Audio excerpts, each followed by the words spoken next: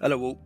As per requested, I'm happy to say that the multi-mission War on Drugs campaign known as Operation Chingados will be returning for its final chapter soon. Players will be picking up the story a few days after the events of Chapter 2's conclusion on the island's capital city.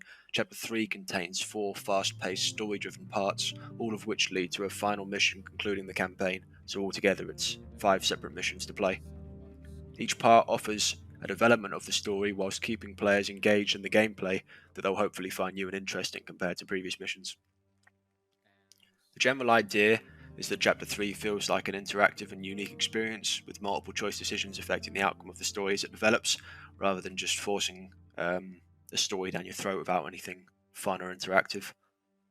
The campaign will also accommodate higher play numbers and hope that we manage to fill more slots than previous missions, since for Chapter 1 and 2 we didn't have as many as we have had on EU6 recently. It's my intention for all players to experience the story together and hopefully enjoy it as if they were playing a single player campaign or some sort of multiplayer co-op experience, just to make things a bit more enjoyable compared to just the usual shoot 'em ups, although there'll be plenty of that as well. I'm looking forward to seeing everyone for this final chapter of Operation Chingados, and I hope you all end up enjoying it as much as myself and Christensen have ended up making it for you. For the remainder of this video, I'll be briefly summarising the story of Operation Chingados so far, for anyone interested in joining Chapter 3, or for anyone who needs a recap on the previous parts. I'll also be updating some of the lore, so to speak, to make things a bit more understandable. And this is just all to sort of get everyone on the same page, I suppose, since if it's a story-driven campaign, it doesn't make much sense to not explain the story. I thought it would also help to go over the factions that are involved in this campaign, since I think from the outside it does look quite confusing, and even those playing in the original 2 chapters have no idea really what's going on, which is fair enough. And to make things a bit easier, I've sort of named them a bit better. So BLUFOR, the faction we are playing as, I've deemed the Operation Chingados Agency, or the OCA for short, who are essentially a group of agents pulled from DEA, CIA, FBI, and that's where you get all that fancy kit from and all the good stuff that you like. Essentially, the OCA are a black ops organization, supposedly attempting to uncover and destroy Mexican cartels. They're led by Agent Chris, who's Christensen, and Agent John, who was me when I was playing, although obviously, as some of you saw in Chapter 2, though, that the circumstances changed. And supposedly the OCA operate outside Mexican jurisdiction because they do not affiliate or work with the police, the Mexican police, who you will see in the faction shortly. So next, the main antagonists, the main baddies, OPFOR, the Los Zetas cartel, also known as Zetas or Z's. This is a real cartel for anyone interested, and it's quite terrifying, really, the scale, and the campaign isn't really that out of the real. This whole Los Zetas thing is quite realistic in their threat to Mexico. But essentially, they're a massive criminal organization all across Mexico who run drug trafficking, sex trafficking, assassinations, and torture people, and arms dealing, and all of that sort of stuff. And Timberland is essentially their new base of operations. I suppose you could say it's their new homestead in this campaign.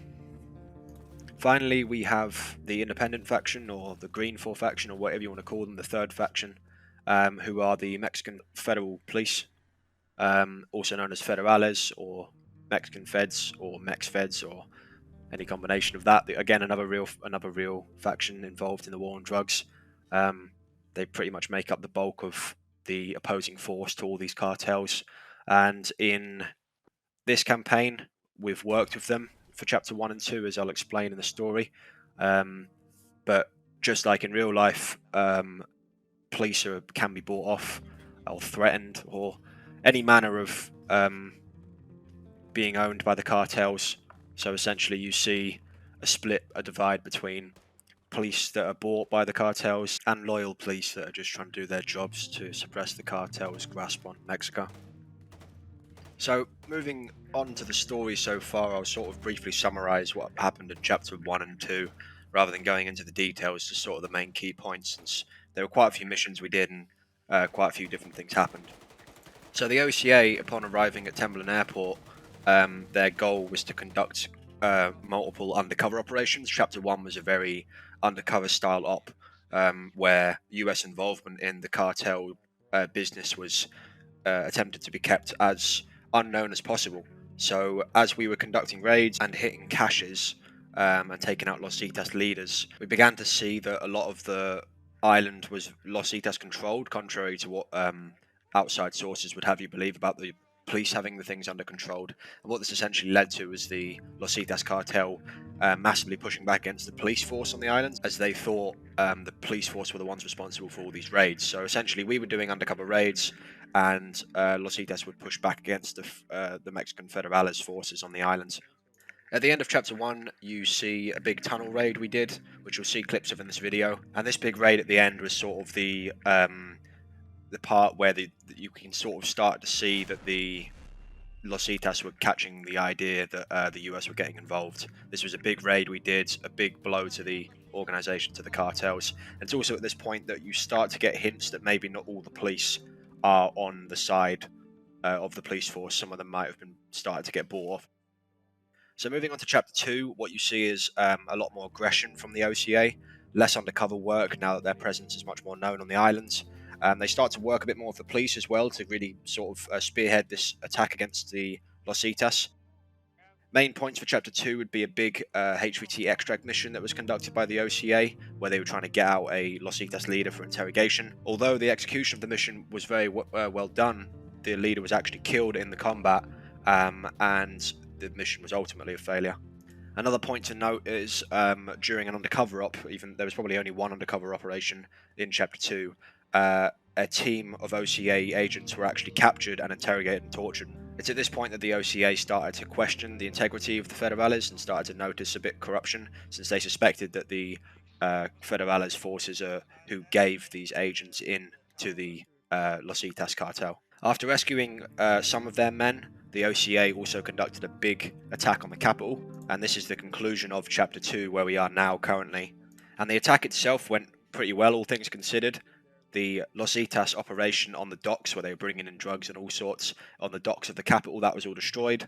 However, it's at this point where the OCA discover the extent of corruption in the Federales forces, as during a debrief from the mission, Federales forces turn on the OCA and end up actually executing Agent John, who is myself, the second in command of the whole OCA operation. So where the OCA stand from Chapter 3 and where the story will pick up is essentially knowing that the Federales are corrupt, so we'll be striking back against them whilst still continuing the mission of destroying the Los Zetas cartel and their operation on the island of Temblin. There's still a lot that hasn't been answered, for example, what the true goals of the OCA are here, as well as the Federales' actual situation, since we don't know much about them, and along with who's actually running the operation on Temblin. I hope people find this video interesting and brought them up to speed on the situation, since it is a story-driven campaign, so I felt like I kind of needed to explain it for people to enjoy it. And hopefully Chapter 3 is equally as enjoyable and engaging of a mission as I hope. So yeah, thanks for listening, and I hope to see all of you there.